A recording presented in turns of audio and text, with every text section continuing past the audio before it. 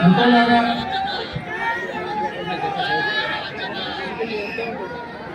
శ్రీమతి Sonia Gandhi,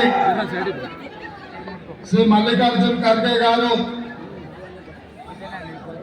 Medchal Malkajgiri parliament నియోజకవర్గం నుంచి శ్రీమతి సునీతా మహేందర్ రెడ్డి గారిని కాంగ్రెస్ పార్టీ అభ్యర్థిగా ఎన్నికల బరిలో దించితే ఈరోజు ఎల్బీ నగర్ నుంచి మీరందరూ పెద్ద ఎత్తున స్వాగతం పలికి ఈ కార్యక్రమంలో సోదరుడు మరి యాస్కి గారు, మల్రెడ్డి రంగారెడ్డి గారు, రామ్మోహన్ గౌడ్ గారు, రామరెడ్డి గారు, జక్కడి ప్రభాకర్ రెడ్డి గారు, జిల్లా పార్టీ నాయకులు, డివిజన్ పార్టీ అధ్యక్షులు, కాంగ్రెస్ పార్టీ కార్యకర్తలు, అభిమానులు అందరూ కలిసి ఇంత పెద్ద ఎత్తున ఈ సభను విజయవంతం చేసి ఈ కార్యక్రమంలో మా కమ్యూనిస్టు సోదరులు, సిపిఐకి సంబంధించిన వాళ్ళు, సిపిఎం వాళ్ళు అందరూ మద్దతు పలికి ప్రొఫెసర్ కోదండరామ్ గారు పార్టీ తెలంగాణ జనసమితి కూడా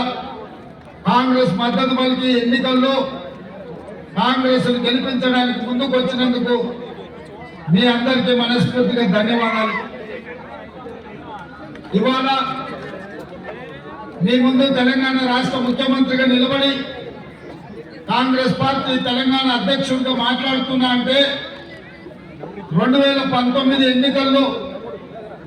నాడు మల్కాజ్గిరి పార్లమెంటు నియోజకవర్గం నుంచి ప్రశ్నించే గొంతుకగా మీ సోదరుడిగా ఈ ఎల్బీ నగర్ దాదాపుగా 29,000 మెజారిటీ ఇవ్వడంతో మల్కాజ్గిరి పార్లమెంటు నుంచి ఎంపీగా ఎన్నికై కాంగ్రెస్ పార్టీ నాయకత్వం దృష్టిలో పార్టీ పట్ల, కార్యకర్తల పట్ల పనిచేస్తాననే నమ్మకం కలిగించి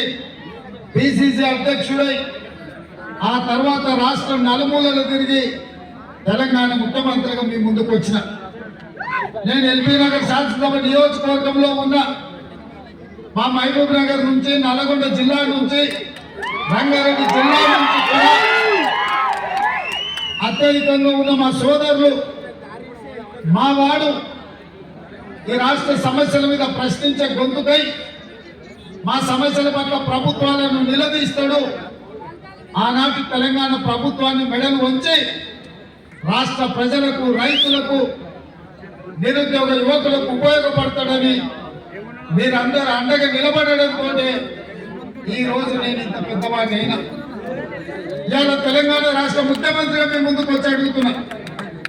ఆనాడు మీ సమస్యల పట్ల